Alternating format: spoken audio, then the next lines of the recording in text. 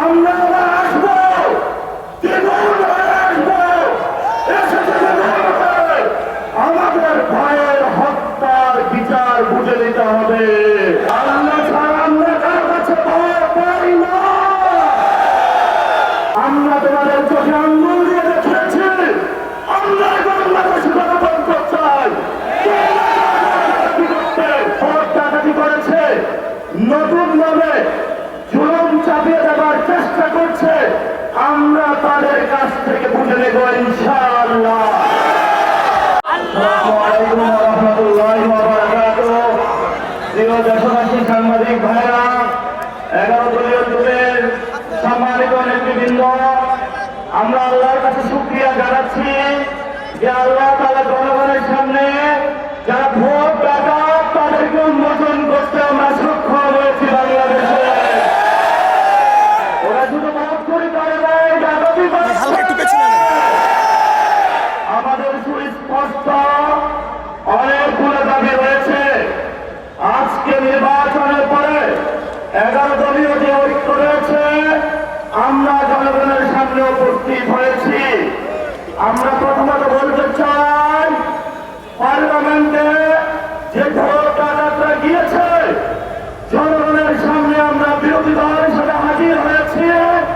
আমরা রাজপথে থাকবো, কড়ায় গঞ্জায় ইঞ্চি ইঞ্চি করে জনগণের উপরে যারা ভোটের ইঞ্জিনিয়ারিং করেছে, ভোট ডাকাতি করেছে, নতুন ভাবে জুলুম চাপিয়ে দেওয়ার চেষ্টা করছে, আমরা তাদের কাছ থেকে বুঝে নেব ইনশাআল্লাহ।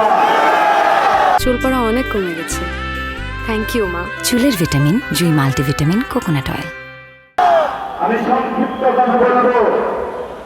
আমাদের ভাই শহীদ উসমান হাদি আজকে আমাদের মধ্যে থাকতে পারতেন।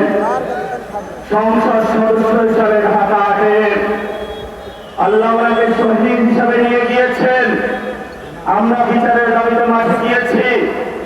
আজকে এই যেটুকু বিরোধী দলীয় যাত্রা হচ্ছে এই বাইতুল মুকাররম থেকে, আমি সরকারের কাছে আহ্বান জানাবো, দেশের কাছে আহ্বান জানাবো, প্রশাসনের কাছে আহ্বান জানাবো, আপনারা দ্রুত গতিতে শহীদ উসমান হাদি ভাইয়ের হত্যাকাণ্ডের বিচার যাতে হয় সেই উদ্যোগ নিন।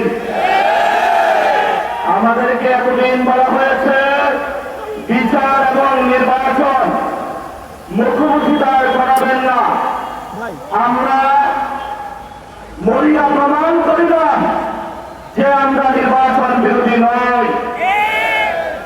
এখন সময় এসেছে শহীদ উসমান হাদি ভাইয়ের হত্যাকাণ্ডের বিচার করতে হবে।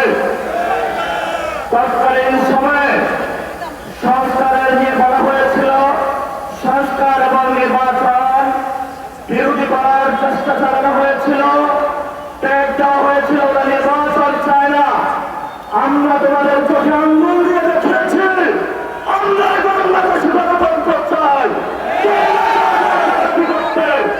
এখন সময় এসেছে, কোন নয় ছয় চলবে না। সংস্কারের জনগণের যে হাবটের ম্যান্ডেট দিয়েছে, দ্রুত বাস্তবায়ন করতে হবে।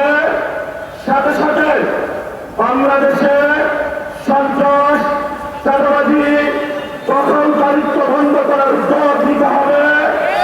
এবং নির্বাচনের আগে আমরা এই বাইতুল মুকাররমে দাঁড়িয়ে একটি প্রটেস্ট করেছিলাম।